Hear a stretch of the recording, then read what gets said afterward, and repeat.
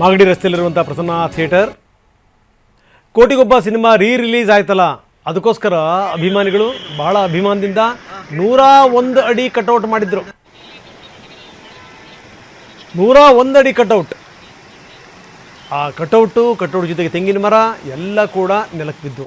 ಇದರ ಪರಿಣಾಮ ಏನು ಅಂದರೆ ಆಟೋಗಳು ಜಖಮಾದು, ಇಡೀ ಅಲ್ಲಿನ ಸ್ಥಿತಿಗತಿಗಳು ಅಧ್ವಾನಿದ್ದು ಹೋಗಿದೆ. ಬನ್ನಿ, ನಮ್ಮ ಪ್ರತಿನಿಧಿ ಮಂಗಳ ಅಲ್ಲಿಂದ ಒಂದು ಪ್ರತ್ಯಕ್ಷ ವರದಿ ಕೊಟ್ಟಿದ್ದಾರೆ, ನೋಡೋಣ.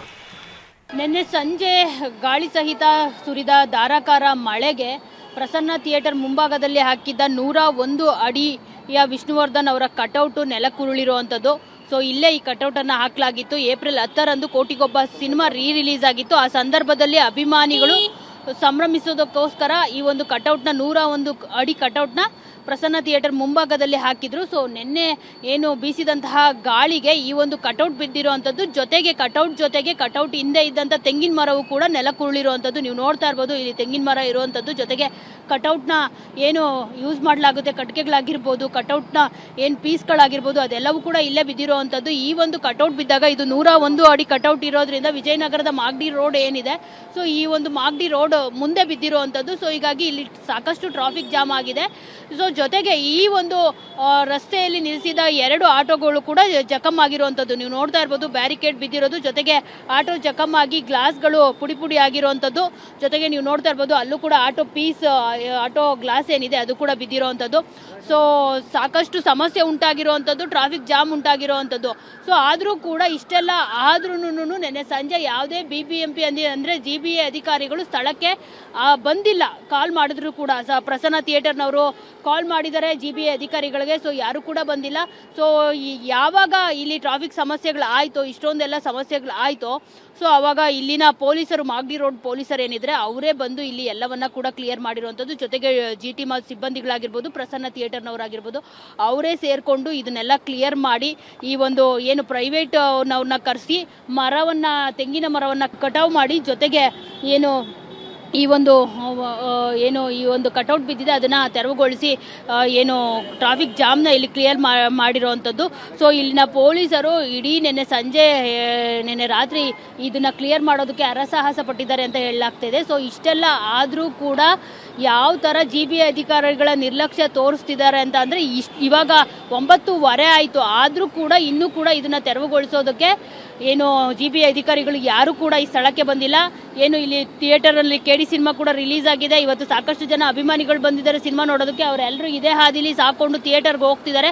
ಸೊ ಎಲ್ಲರೂ ಕಷ್ಟಪಡ್ಕೊಂಡೇ ಹೋಗ್ತಿದ್ದಾರೆ ಹೊರತು ಸೊ ಜನಸಾಮಾನ್ಯರಿಗೆ ತೊಂದರೆ ಆಗ್ತಿದೆ ಹೊರತು ಇದ್ರ ಬಗ್ಗೆ ಇಲ್ಲಿವರೆಗೂ ಯಾವುದೇ GBA ಅಧಿಕಾರಿಗಳು ಕೂಡ ಇದ್ರ ಬಗ್ಗೆ ಗಮನ ಹರಿಸಿಲ್ಲ. ಜೊತೆಗೆ ಯಾವುದೇ ಅಧಿಕಾರಿಗಳು ಬಂದು ಕೂಡ ಇಲ್ಲಿ ಸ್ಥಳೀಯ ಅಧಿಕಾರಿಗಳೇನಿದೆ ಅವರು ಕೂಡ ಇದ್ರ ಬಗ್ಗೆ ಗಮನ ಹರಿಸಿಲ್ಲ.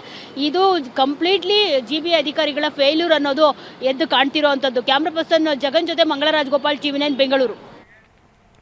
ಇನ್ನು ಮಂಡ್ಯದಲ್ಲಿ ಇವತ್ತು ಯುವ ಸಂಭ್ರಮ ಇತ್ತು. ಆ ಕಾರ್ಯಕ್ರಮವನ್ನು ರದ್ದುಗೊಳಿಸಲಾಗಿದೆ. ಯಾಕಂದರೆ ವಿಪರೀತ ಮಳೆ, ಗಾಳಿ, ಇಡೀ ಪೆಂಡಾಲೇ ನೆಲಸಮ ಆಗಿತ್ತು.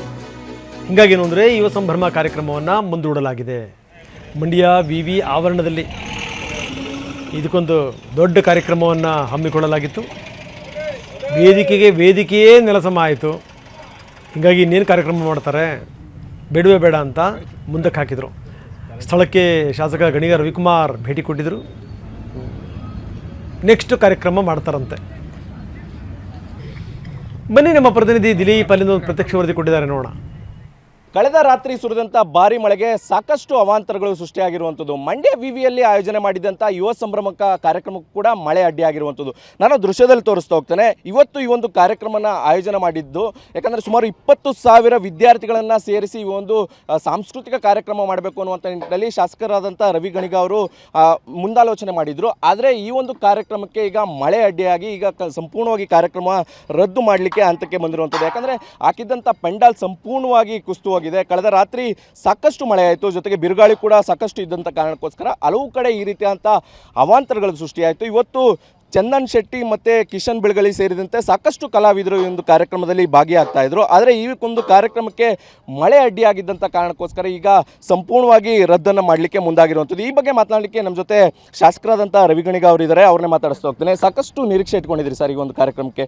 ಸುಮಾರು 20,000 ವಿದ್ಯಾರ್ಥಿಗಳನ್ನ ಸೇರಬೇಕು ಅಂತಿದ್ರಿ. ಏನು ಪ್ಲ್ಯಾನ್ ಮಾಡ್ಕೊಂಡಿದ್ದಾರೆ ಸರ್ ನೆಕ್ಸ್ಟ್ ಅಂತ? ಯೂನಿವರ್ಸಿಟಿ ಸರ್ಕಾರಿ ಕಾಲೇಜಿನಲ್ಲಿ ಇವತ್ತು ನಾವೇನು ಮಾಡಿದ್ವಿ ಅಂದರೆ ಯುವ ಸಂಭ್ರಮ ನವ ವಸಂತ ಅಂತ ಒಂದು ದೊಡ್ಡ ಕಾರ್ಯಕ್ರಮವನ್ನು ಮಾಡಬೇಕು ಅಂತ ವಿದ್ಯಾರ್ಥಿಗಳೆಲ್ಲ ಭಾಳ ಆಸೆಯಾಗಿದ್ದರು. ಈ ಕಾರ್ಯಕ್ರಮ ನಡಿಬೇಕು ಅಂತ. ಮಂಡ್ಯ ಯೂನಿವರ್ಸಿಟಿ ಆಗಿ 8 ವರ್ಷ ಆಗಿತ್ತು.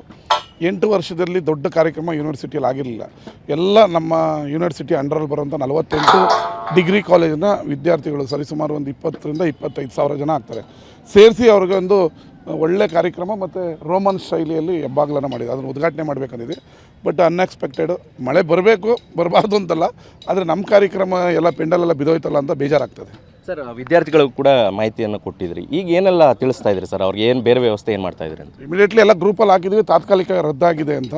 ಶನಿವಾರ ಮಾಡೋಣ ಅಂತ ಪ್ಲ್ಯಾನ್ ಮಾಡ್ತಾಯಿದ್ವಿ. ಬಟ್ ಇವತ್ತು ನಾಳೆನೂ ಮಳೆ ಬರುತ್ತೆ ಅಂತ ಮಳೆ ನೋಡಿಕೊಂಡು ಮುಂದಿನ ಯಾವತ್ತು ಕಾರ್ಯಕ್ರಮ ಮಾಡಬೇಕು ಅಂತ ಡಿಸೈಡ್ ಮಾಡಿದ್ವಿ. ಬಟ್ ವಿದ್ಯಾರ್ಥಿಗಳೆಲ್ಲ ಭಾಳ ಉತ್ಸುಕರಾಗಿ ಬೆಳಗ್ಗೆ ನೋಡಿ ಈಗಲೇ ಕ್ಯಾಂಪಸಲ್ಲಿ ಆಲ್ರೆಡಿ ಒಂದು 4-5 ಸಾವಿರ ಜನ ಬಂದುಬಿಟ್ಟಿದ್ದಾರೆ. ಎಲ್ಲ ರೆಡಿ ಆಗಿದ್ದರು. ಅವ್ರ ಕಾಲೇಜ್ ಫೆಸ್ಟೆಲ್ಲ ಅವರೇ ಸಂಭ್ರಮ. ಬಟ್ ಈ ಥರ ಆಗೋಯ್ತು ಮಳೆಯಿಂದ. ಇವಿಷ್ಟು ಶಾಸಕರಾದಂಥ ಮಾತುಗಳಾಗಿರುವಂಥದ್ದು. ಮುಂದೊಂದು ದಿನ ಈ ಒಂದು ಕಾರ್ಯಕ್ರಮ ದಿನಾಂಕವನ್ನು ನಿಗದಿ ಮಾಡ್ತೇವೆ ಅನ್ನುವಂಥ ಮಾಹಿತಿಯನ್ನು ಕೊಡ್ತಾ ಇರುವಂಥದ್ದು. ಕ್ಯಾಮ್ರಾ ಪರ್ಸನ್ ಗುರುರಾಜ್ ಜೊತೆ ದಿಲೀಪ್ ಚೌಡಳ್ಳಿ, TV9 ಮಂಡ್ಯ.